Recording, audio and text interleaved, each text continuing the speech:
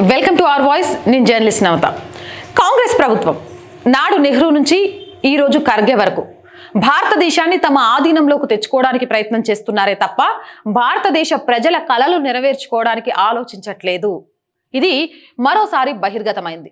నోరు జారే మాట్లాడాడో జమ్మూ కాశ్మీర్లో భారతదేశాన్ని మన ఆధీనంలోకి తెచ్చుకోవాలి అంటే జమ్మూలో మమ్మల్ని గెలిపించండి అంటం ద్వారా ఒక వర్గాన్ని తమ వైపు తిప్పుకొని భారతదేశం తమ ఆధీనంలోకి వచ్చిన తర్వాత ఆ వర్గానికి వెన్నట్టి ప్రోత్సహించి ముందుకు తీసుకెళ్తామని చెప్పదలుచుకున్నాడో తెలియదు. కానీ ఖర్గే మాట్లాడిన ఈ వ్యాఖ్యలు సోషల్ మీడియాలో హల్చల్ అవుతున్నాయి.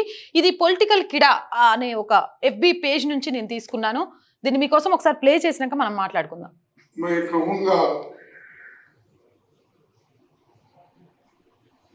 कि जम्मू कश्मीर की चुनाव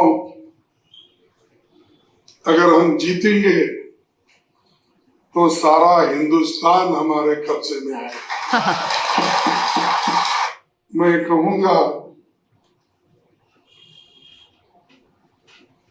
कि जम्मू कश्मीर की चुनाव अगर हम जीतेंगे तो सारा हिंदुस्तान हमारे कब्जे में आएगा। మనందరికీ తెలిసిందే, ఈ సంవత్సరం ఎండింగ్లో జమ్మూ కాశ్మీర్, హర్యానా, జార్ఖండ్, మహారాష్ట్రాలలో అసెంబ్లీ ఎన్నికలు జరగనున్నాయి.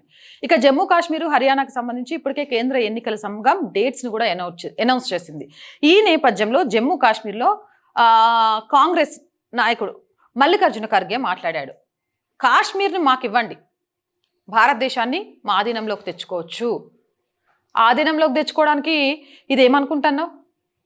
ప్రజలు అవకాశం ఇస్తే ప్రజలను పాలించే ఒక సేవకుడిగా ఉండాలి.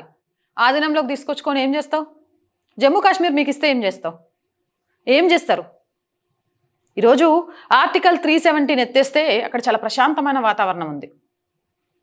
కొత్తగా ఏం చేద్దామని అసలు అయినా ప్రజాస్వామ్యంలో ఇంకా ఆధీనంలోకి తీసుకొచ్చుకోవడాలు, ఇంకా మేము చెప్పినట్టు మా కాళ్ళ కింద బతకమని చెప్పడాలు ఇవన్నీ ఉన్నాయా ప్రజాస్వామ్యంలో? ఆశ్చర్యంగా ఉంది వింటుంటే. వీళ్ళ మనసులో ఉన్న కుట్ర చాలా క్లియర్గా బయటపడుతోంది. ఈ దేశంలోని ప్రజలను పరిపాలించాలి, ఈ దేశంలోని ప్రజలకు సేవకులుగా ఉండాలి, ఈ దేశాన్ని అగ్రగామిగా నిలబెట్టాలి కాదు, భారతదేశాన్ని తమ గుప్పెట్లోకి తెచ్చుకోవాలి, తమ ఆధీనంలోకి తెచ్చుకోవాలి. వాళ్ళ ఎన్నికల మేనిఫెస్టో చూస్తేనే చాలా క్లియర్గా అర్థమైపోతూ ఉంటుంది వాళ్ళ బుద్ధి ఎలా ఉంటుంది అనేది ఈరోజు బయటపడింది. జమ్మూ కాశ్మీర్లో కాంగ్రెస్ గెలిస్తేనట భారతదేశం మొత్తం కాంగ్రెస్ ఆధీనంలోకి వస్తుందట. ఎందుకు వస్తుంది? ఏం చేస్తారు ఆధీనంలోకి తీసుకొని? 60 సంవత్సరాలు ఈ దేశాన్ని ఏం చేసిండ్రు? ఎమర్జెన్సీలో ఇష్టం వచ్చినట్టు రాజ్యాంగాన్ని మార్చేసి ఒక వర్గానికి కట్టబెట్టే ప్రయత్నం చేస్తూ సెక్యులర్ అనే ఒక పదాన్ని తీసుకొచ్చి హిందువులకు మాత్రమే ఆపోదించి హిందువుల ఆలయాల నుంచి, హిందువుల భూముల నుంచి అన్యాక్రాంతం అవుతుంటే పట్టించుకోకుండా వర్క్ బోర్డ్ అనేది ఒకటి పెట్టి వాళ్ళకు ప్రత్యేక హక్కుల్ని కల్పించి వాళ్ళ ఆస్తులను పెంచుకుంటూ పోవడానికి అవకాశం కల్పించడం తప్ప. ఈరోజు 60 ఏళ్ల భారతదేశం ఏ రోజైనా ప్రపంచ దేశాలతో పోటీ పడిందా? ఎందుకు పడలేకపోయింది? స్వతంత్రం వచ్చిన నాటి నుంచి 60 ఏళ్ళు పాలించింది మీరే కదా.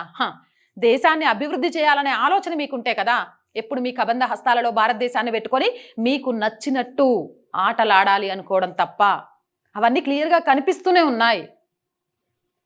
కాశ్మీర్ మాకు ఇచ్చేయండి, కాశ్మీర్లో మమ్మల్ని గెలిపించేయండి, భారతదేశం ఆధీనంలోకి వస్తుంది. వారెవ్వా, అర్థమవుతుంది కదా. ఆలోచించండి. ప్రజాక్షేత్రంలో ప్రజల చేత, ప్రజల కొరకు, ప్రజల వద్దకు వచ్చేవాడే నిజమైన నాయకుడు. ప్రజలకు సేవ చేయాలి అని కోరుకునేవాడు ప్రజానాయకుడు అయితే, రాజకీయాలు చేసి తమ ఆధీనంలోకి తెచ్చుకోవాలి అనుకునేవాడు రాజకీయ నాయకుడు. ఖర్గే కానీ కాంగ్రెస్ కానీ రాజకీయ నాయకులతో కూడిన పార్టీనే. ప్రజాసేవ చేసే, ప్రజలు కోరుకునే పాలన అందించి భారతదేశాన్ని అగ్రగామిగా నిలబెట్టాలి అనే ఆలోచన కాంగ్రెస్కి లేదు అనే విషయం ఖర్గే మాటల్లో చాలా క్లియర్గా అర్థమవుతుంది. మీరేమంటారు? కామెంట్ సెక్షన్లో పెట్టేయండి. మోర్ వీడియోస్ కోసం మన ఛానల్ వెంటనే సబ్స్క్రైబ్ చేయండి. మళ్ళీ చెప్తున్నాం, ఆర్థికంగా ఈ ఛానల్కి మీ అందరి చేయూత చాలా చాలా చాలా అవసరం.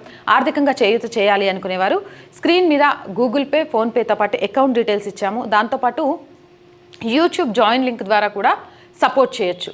అండ్ వ్యాపార ప్రకటనల ద్వారా కూడా ఆర్ వాయిస్కి చేయూతను అందించవచ్చు. 8328500576 ఈ నెంబర్కి కాల్ చేసి మీ వ్యాపారాన్ని విస్తరించుకోవడంతో పాటు ఛానల్కి ఆర్థికంగా చేయూతనియొచ్చు. అండ్ వీడియో చూస్తున్న ప్రతి ఒక్కరూ దయచేసి సబ్స్క్రైబ్ చేయండి, లైక్ చేయండి, షేర్ చేయండి. జై భారత్.